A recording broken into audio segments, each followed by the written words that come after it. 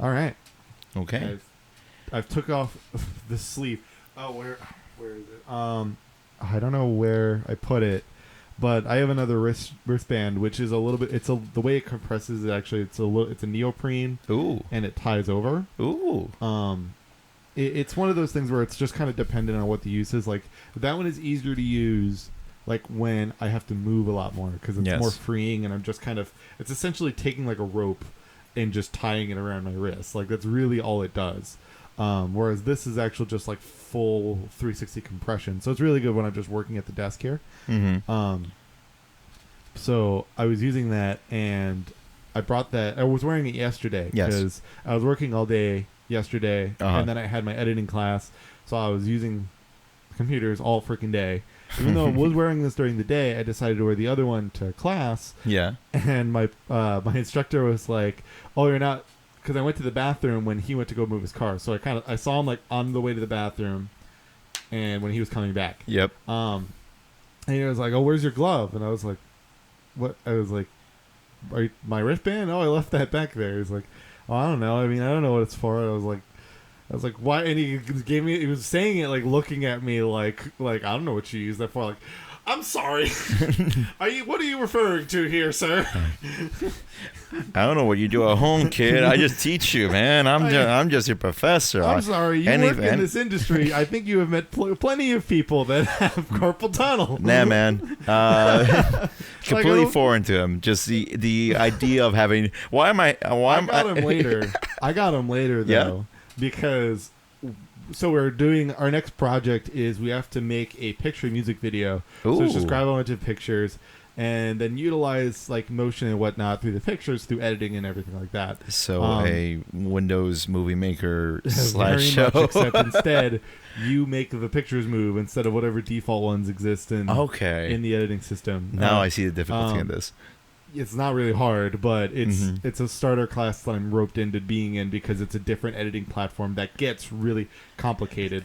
But anyway, so he was talking about like, oh well, these aren't gonna be used anywhere. So really, in terms of like the songs, I don't really care if it's TV friendly, and we use TV friendly a lot because it's a TV program, right? Or it's based off of a TV program, right? So he's like, I don't really care if it's TV friendly. This isn't going anywhere. Like everything we do in the class is just meant to go zero places. Like it's just meant for the classroom. So he's like, it's whatever. I don't care if it's got swears or whatever it is. Just be careful. With the pictures in terms of just like, think of other people. Like, that we've had issues in the past where I have had to tell people to get rid of it, and I made initially I just made the joke like straight up hentai, and there was a laughter around me, and then. And then I made it just like, I was like, no, just nothing but tentacle porn. And he heard that and laughed. And then like, it was something like he was going to start another part, but he started, he heard me. I knew he heard me. But then he was like, all right, but, and it was like, oh, I'm not going to show you that or blah, or something like that. And where I just kind of, then I hooked him into the point where it was just like, oh, you're telling me you got tentacle porn? And he got a very good chuckle about that. He was a very good sport. All I got from that is that now he now has a different image of what you do with your glove at home. That may involve. No, I trapped him. There we go. He knows what tentacle porn is. So By the way, welcome to the Tentacle Podcast, sponsored by Tentacle Porn. A natural one RPG. No, only tentacle porn. Oh man. I recently watched this video actually by Gigot. He's a anime reviewer on YouTube that I followed for a long time now. When the job was more relevant. But he made a video about hentai. Have you ever watched a hentai that, and I know you have, so don't lie to me. Have you ever watched a hentai? What do you mean? I only live in the world of Jesus. Have you ever watched a work of Jesus that was better? It was better? That was better than actually professionally done anime? No.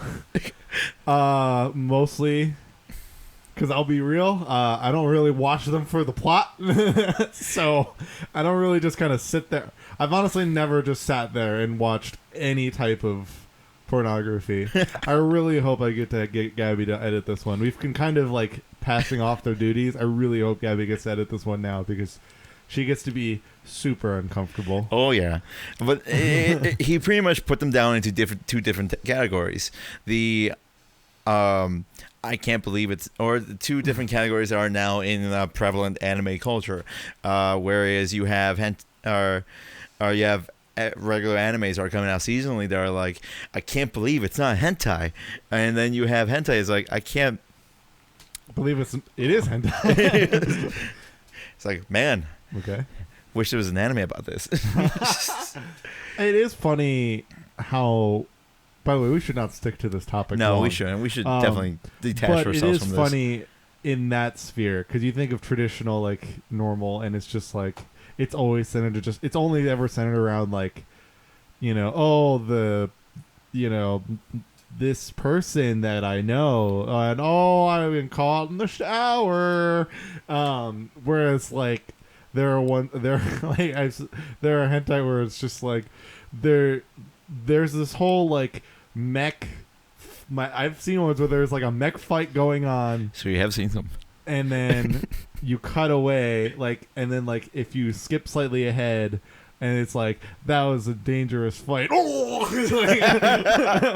like there's like two parts. Like you could cut a clean version that's just this mech fight, and multiple of them. Oh my god! And then you could just cut. You could have a cut where it's only porn. It's how they get you. They're so separate. It's how they get you. Look at this awesome mech anime we have, and then you're like, oh, uncensored. Let's watch this. This must be a director's cut, right? Oh God, what are they doing to each other with their bodies? Yeah. But yeah, no, definitely. We should really go away from this topic. But one last thing. Oh no. In one of the previous videos, one that Gabby particularly edited, I did mention that in order to touch her butt, I would need her mom's credit card number. Yes, this was the last episode. Yeah. However, since then, I've lost my faith in banking systems. So now I require a bar of gold. Why? I need the... Why have you lost your faith in banking systems? Because listen, man, I was on Tumblr.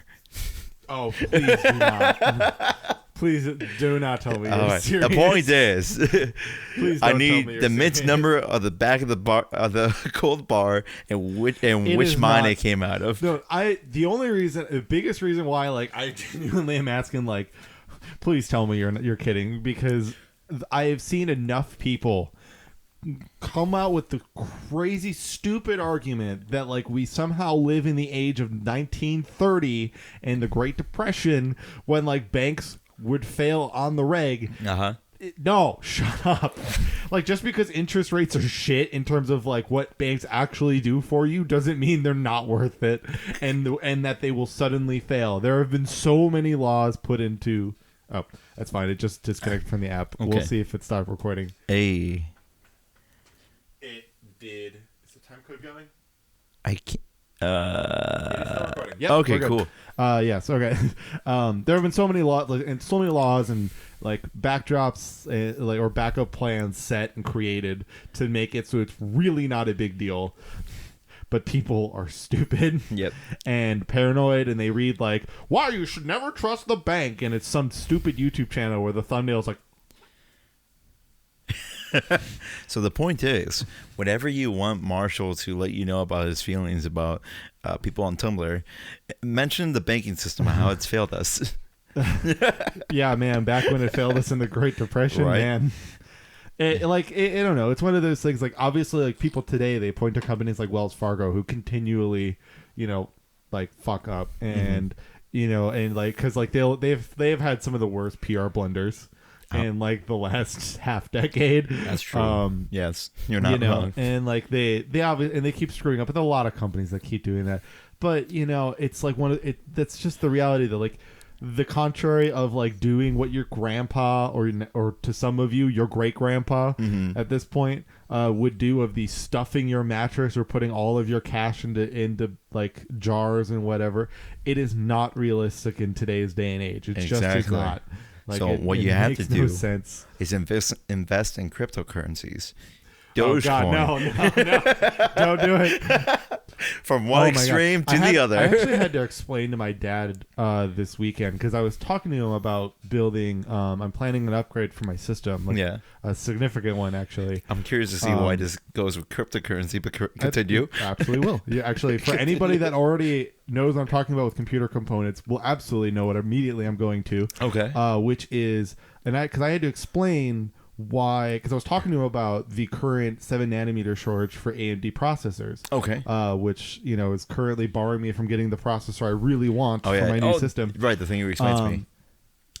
Unfortunately, if you want to know more about that, go to a different show. This isn't for that. But what this does relate to for other people is back like 3 years ago, we had the great Bitcoin mining craze. Oh man. Which drove up the prices of graphics cards so much.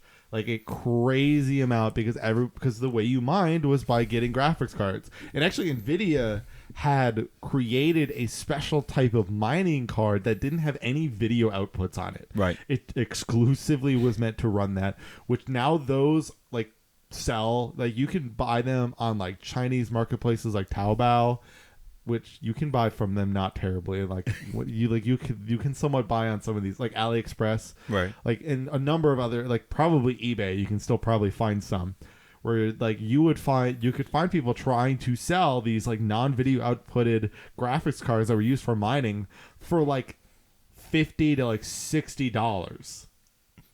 And they would be the equivalent of something like a GTX 1060, which now you get those used for maybe about like $150, maybe to like $200. Right. So like, and obviously that's way less of a headache than getting, an old mining card. But the thing is that like those things are just useless now because of how Bitcoin just fell off, right, and just crashed. So now there's so many of those out there that have no homes and are just like ready to become e-waste. So it's actually a real problem. But there are people, like I've actually watched a couple of videos. Linus Tech Tips did a series where they tried to get they 2 times. One was less sketchy than the other. Yes. To get a mining card to work. But you had to do this trick to like make your motherboard use its internal graphics, and then it could and then you could like set up games to use the non-video outputted graphics card. Right. So it was super finicky because you had to like go into the code of like the drivers, and like you couldn't get the most current driver at the time. I don't know how much of that has changed since like I think it was like May when that last video came out. Right. But it's like one of those things where it's like, man, it sucks how many of those graphics cards. And I bought a 1060 during that because I had to. I just like I really wanted to get a new one. I didn't have to, but arguably you could argue I did, because graphics cards can actually help a lot with rendering a video. Yes. So arguably you could say I had to. Yes. Because I had actually a pretty low-end graphics card for the time. Mm-hmm. Like I had what was called a 750 Ti, which for a lot of games isn't crazy bad. Right. But it definitely would choke out on a number of games. Like even at 1080p, I could barely play like Rainbow Six Siege at like anything higher than medium/low settings to achieve anywhere near 60 plus. That's how I play all my games. Yeah, and it's because you got a laptop from what, like 2013? Yeah, actually, you guys well, I remember correctly. I was gonna say. Well, I remember we got, when we were talking about our laptops, we had gotten ours at about the same time. Oh yeah. Or my old one, not the one I have now, which is currently giving me a fucking headache. Yep. So never ends. Meanwhile, mine is still kicking. For the most part. The problem with mine is it has to do with like, for some reason my SSD on it is like an AMD RAID SSD. Yes. So Windows is like, oh, well, this AMD Ryzen and Threadripper driver has problems on this version of Windows, so you can't update. And I'm like, that's cool. My laptop doesn't have those. It's an Intel laptop. I don't I don't understand how that works. Yeah, no, I cannot figure out a solution for the life of me. Like, and I've tried looking at everywhere Microsoft would support, tried to tell me essentially like to use their Windows media tool to like force the update, but it doesn't solve the problem. I've like at this point I have all my personal files backed up on it, so I'm probably just gonna try to do a full like system reboot, see if I can get it to go onto the current version of Windows, right?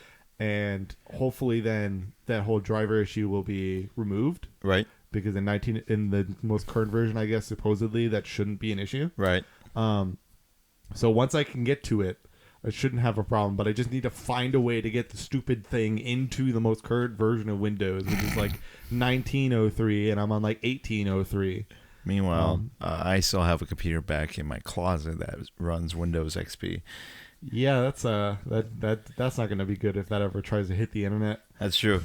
Oh man, I was gonna do it actually this week. Reconnect everything and be like, I wonder what files I have, because I used to write a lot during that time. I mean, you can just, you could turn it on, just don't plug it into the internet. Like, we did that with I had that with like our old compact computer for a period of time. I may have used it to put certain mangas of ill intent on there. Works of Jesus. Works of Jesus on there. So that I wouldn't have them on a computer that my parents did not use. There we go. I will, and I'll make you this promise. And if I do, I'm going to look at it first offline, and then I'm going to connect it to the internet, and then I'm going to record it for you, Marshall, and just send you the video, and then you can do what you will with it. Well, the main reason is just because obviously Windows XP has had 0 types of security updates since like, I don't even know how long ago. Like, I think maybe it was like 2009, 2010. Mm-hmm. So it's just more of that, if you connect to any type of issuous site, because like that compact computer, I would just use incognito mode on one computer, save it to a flash drive, put it onto the other computer. So the thing is like if you connect Windows XP to the internet, you're just like, depending on especially any sites you go or whatever, you're running into the potential of having anything that has found plenty of Windows XP exploits over years that tried to, target people who are refusing to switch from Windows XP. You're subject to those. That's the only reason. Okay. It's not like you plug into the internet. It's just going to be like virus everywhere. So what you're telling me is that I need to connect to the internet and then look up works of Jesus's and then record that. Yeah, and then click every ad because obviously that's just more options. Right? I want to meet the singles in my area. Yeah. I'm sure Celeste will love that too. Yeah. Celeste being my girlfriend. Obviously, I mean, hey, they were married. They don't want to get remarried. Right. But hey, yeah. I just want to mention that. Welcome back to welcome back to. I'm already getting my words mixed up. Welcome back to. We're Critical now. Right. I'm like, I've been listening to them for a while, so my bad for the Freudian slip. But yeah, welcome back to the Tilt Road podcast, where we start with porn, go into computers and technology, and then we end with porn. How has it only been 18 minutes of us ranting about porn and computers? Like, I know that's over half of the podcast, but like, I feel like we've gone through like 8 topics. We just we really it's been rapid fire. I was looking over like, oh, it's 45 minutes. I was gonna be like, oh well, that's it. All right, cool. I looked over. It's like, oh, we've still got like almost now 11 more minutes. Okay, let's keep rolling. All right. I don't have a problem with that. But because I love doing this, but it's just funny because like most of the time I look over and we've been like having a lot of discussions. Yes. The podcast is over and I'm like, oh. Yeah. Like I looked over and I was like, are you serious? I was just so surprised to see more time remaining. Real quick, on the news today on NPR, which is the natural. I don't remember what it's called. Political. This is exactly where we want to go. It isn't. It's just I want to set the scene because they were talking about the ruling of a case that happened recently of a woman who went into an apartment thinking it was hers. It was not, and then she shot the person who lived there because she thought that the person that they broke in. That they broke in. Why are you sleeping in my bed? This is clearly my bed. Right. And when they played a clip of the jury giving the verdict, which is guilty, and when they say they found her guilty, all you heard over the playback was what I assumed to be her like screaming out "No!" and then someone in the back, a male voice saying "Shut up." Oh my god! And was she do you remember in the story, was she like a former officer or something? Yeah, I think so. Yeah. Okay, I saw the thumbnail for that in like the trending now section of YouTube, where it was like a CNN thing. Okay, because I was like, yeah, I saw like watch. It was like because it just said watch former police officers jury reading or whatever it's called, and like I was like, I don't know who cares, like why should I care, right? Oh man, but it was. I didn't realize that was it. That's very interesting. It is. Props to the person reading the jury verdict, because after those two, was it the person in the jury that said "shut up" or no? It was someone like in the audience. I don't know. It was like her team or someone just in the courtroom at that time. She was reading it, and in the same tone of voice was like, "No outbursts, please." And then that's where the clip ended. Oh my god, that's so funny. I'm like, oh my god, this is exactly what I needed to hear after a long work shift. No outbursts, please. Oh my god. Oh, hey, we need to talk about last Friday, because we did something fun last Friday. Oh yeah, so last Friday, if you didn't see it, the VOD will be up probably shortly, because I think I've set up for just more of the ease of like memory, right? Going back to the process of just getting the VODs out essentially the week before or the week of like the next episode. So essentially, like whenever we make a new episode, that last week's VOD went up. So that's kind of the way we're going to be doing it. So essentially, when our next episode, at the time of recording at least, which will have been the last episode when you watch it, so it'll be on the channel by this point. We did a special one shot because Dylan, our illustrious member of both of our shows, who plays now, I guess formerly Nefra, and the artist formerly known as Nefra, and Kinder. Yep. On for any of my shows, respectively, he wanted to. He has like been trying to get more and more DMing out there. He's tried running his own like a campaign on his own and stuff, and he's been working on trying to build up another one of his own that kind of really is like something he plans to do long term. But he wanted to try out this kind of little homebrewy 1-page. I guess you could just say. I don't know what it is. Like it's mod a game system. Yeah. Like a simple game system. Yeah, just like a super. Essentially works off of, like you could say, obviously essentially works off of like D&D, but also doesn't. Right. It's on a very different kind of realm of whether it's basically just instead rolling a dice. I am so sorry. It's essentially just based on whether rolling a dice and just choosing whether or not you choose to exceed. And why is that? And it's because it was just, as we called it, kobold and brash. Right. Where it was essentially just the kobold, like a kobold game where all of you play kobolds and you're trying to just succeed at doing anything. And the reason that you're trying to just succeed at anything is because only, like, essentially rolling because you generally roll D6s for the most part. Right. And the only way to succeed is to roll a 6. Oh my god. Yes. And you only get a plus of anything because you don't have ability scores like D&D. So you only get a plus to anything that you roll as kind of like your special talents, which will include 2 things. So like, for example, mine was pointing, which was based because all of ours were just based on distractions. Right.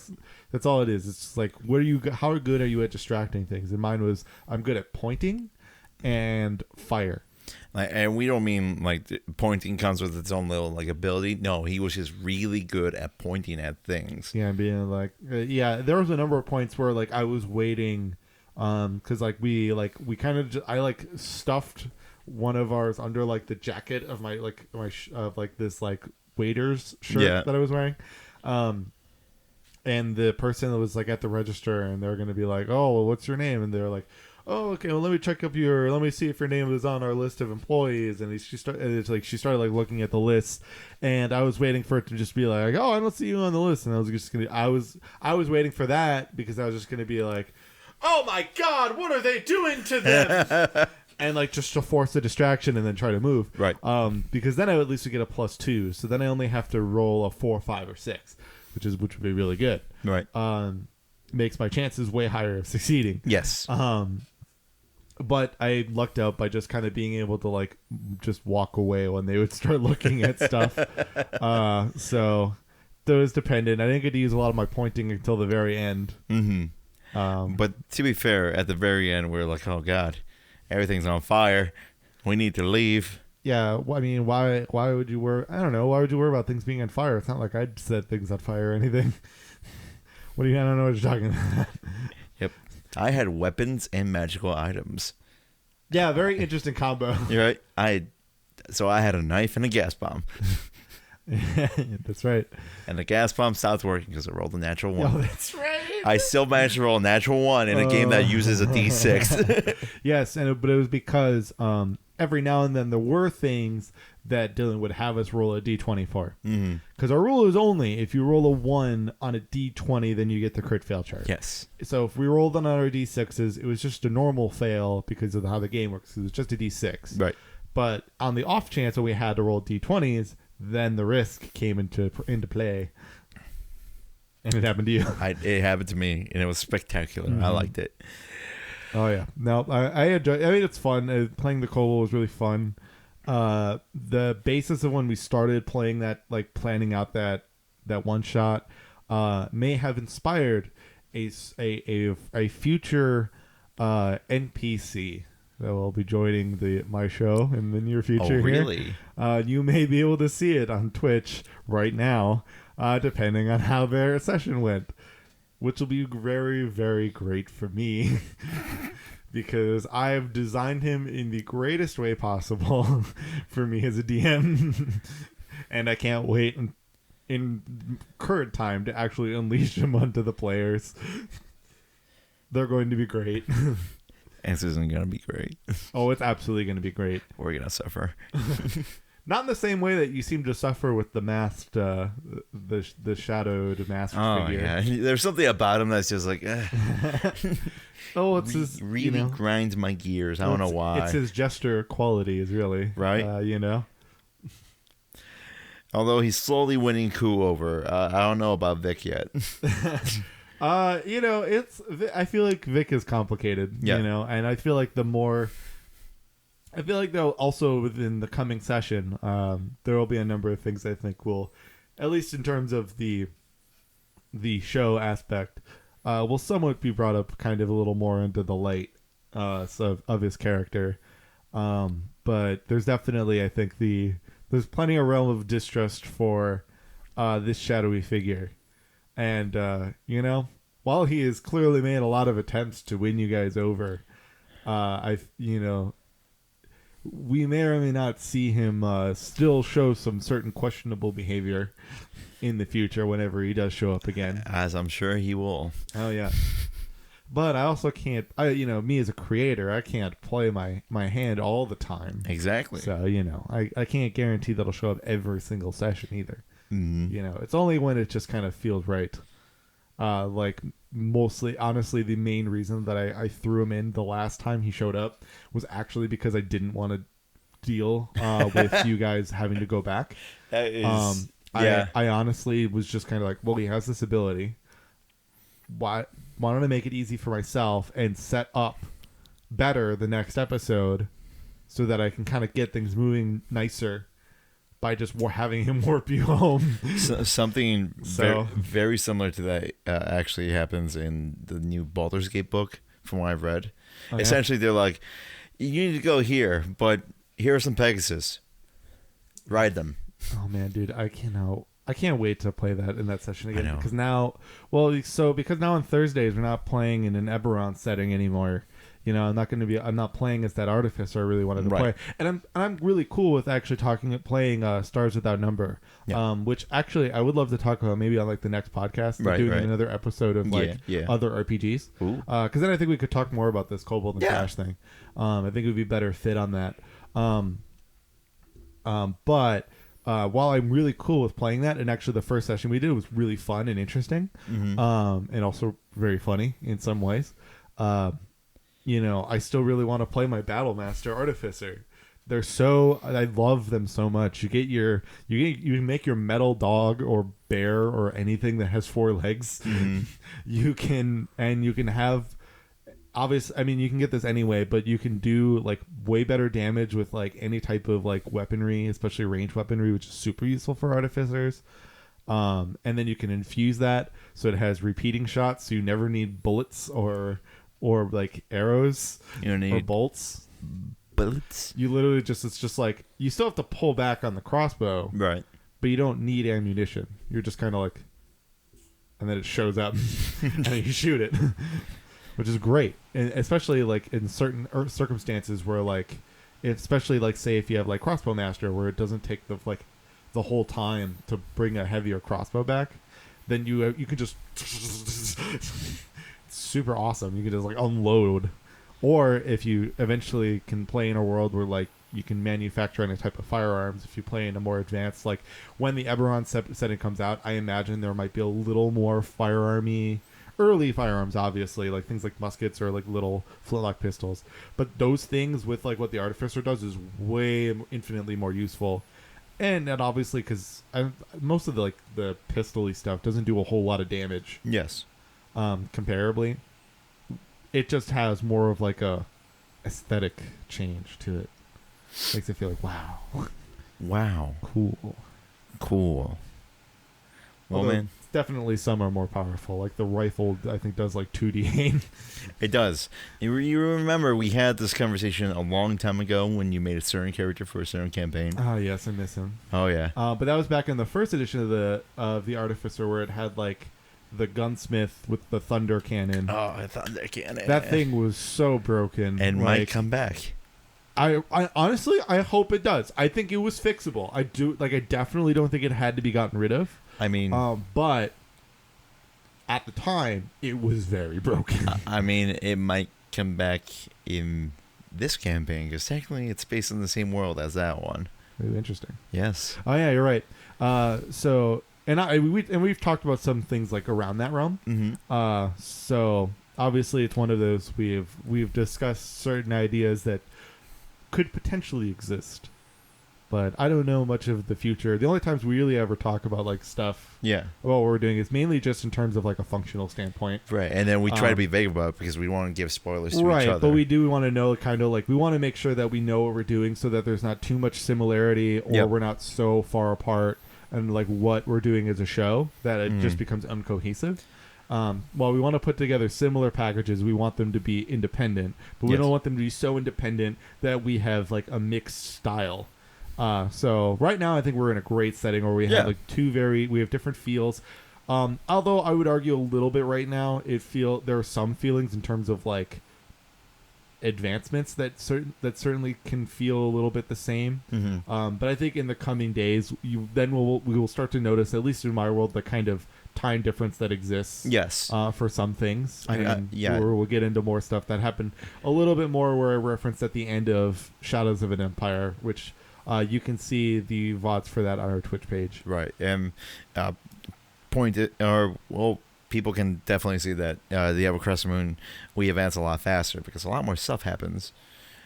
Yeah. Well, more importantly, to me, I would rather, because like, I definitely am not operating, and we've talked about this too, like where it's like, how do we want to operate? Like, Franny operates on a very much on a narrative standpoint of just like, I know we're going a little long, it's fine. Franny very much operates on a standpoint of like having a very narrative-based flow. It's kind of like what we're doing is something very similar to what you would see in a argument of homebrew versus like a module setting. Even though both of our campaigns are homebrew, and I've actually debated potentially even trying to go for more of a module-based show, which I'm potentially going to experiment with Ever Crescent Moon on. just kind of more of taking the module itself, but then replacing the terminologies and ways things work. That would be interesting. So I've planned on potentially kind of working in that realm, but that's the thing is it's kind of the difference between like, something that's a little more homebrewy, there may be a little more focus on like, all right, get from, you can go really anywhere you want, just like do whatever. It's like we're kind of gonna play as we go, and we'll figure out what happens. Hey, right. Whereas like with a module, like say something like Descent into Avernus or really any of those adventure books, you're generally gonna get something that's a little more like, all right, we're definitely like our goal is clearly from A to B. And then to C, and then D, and then E, and then whatever. And like moving on step by step by step. Which is ironic because of our different settings. You have the A to B thing, but you have the more available world. Well, in my case, they're all on the boat. There's that's the thing is like so like you have way more of a narrative push, whereas for me, while I have objectives now. Yes. Very, very quickly, there is going to become, as obviously depending on how quickly we advance through these kind of beginning stages, it's going to become very quickly like just all right, you got to kind of start establishing certain things on your own and kind of pick your battles. Right. So it's like soon enough we are going to start establishing a little bit more of like a solid grounding. But right now it's very much kind of a like, I'm still, even though it seems like, we're 9 episodes in or so, right, we're getting very much into this building stage of how like the whole thing is going to come together.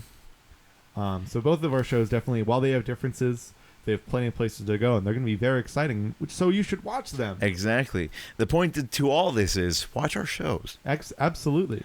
Comment about us. Tell us how much we suck, or tell us how much you love us. Or just join us in chat. Exactly. Twitch.tv/natural1rpg. The thing about being in chat is that while I'm often obviously very busy trying to be a DM, or like if I'm DMing and Franny is trying to DM, as players, it's really easy for us to kind of get together.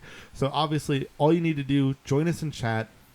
Just even ask, like, hey, where are you guys at? What's kind of been going on? We'll start giving you a little bit of rundowns, or we'll let you know how characters are. Yeah. A lot of times when we get in chat, a lot of the things that we get are like people kind of try to put like either different jokes or certain things that, it's like they're kind of one-offs, but they obviously don't hold much of a conversation. And right. In our chat, because like this is, we're playing D&D, like, start a conversation with us. Ask us for anything in terms of the gameplay. Anybody who's a player obviously isn't going to demand 100% of the attention to the game. If they're working with another player's having the conversation. A lot of times other players will go into chat and just kind of are available to talk to people. So if you ever have questions about the game, how to get into D&D, throw it into the chat and we'll start talking to you. That's true. And we do have 2 working memes right now. Poop Deck and Are We Live? Yes. Those are the 2 that I'm The Are We Live Yet is the number 1 meme. Yes.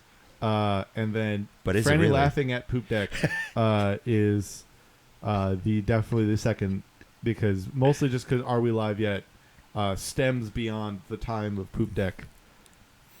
Stems beyond it. Right, that's our show, folks. And that is the show. Thank you so much for watching. This has clearly been the comedian savant that is Francisco. Yes, and this is the intellectual computer genius known as Marshall. Hey, we will see you guys next time. Bye. So, I love games where like it's like you could constantly build up weapons, but if you keep this weapon that you start with, but you just like craft and build stuff, it's an option. Right. But if you craft and build stuff, you can make like the best weapon. It's why I never sell the first weapons you get in any RPG.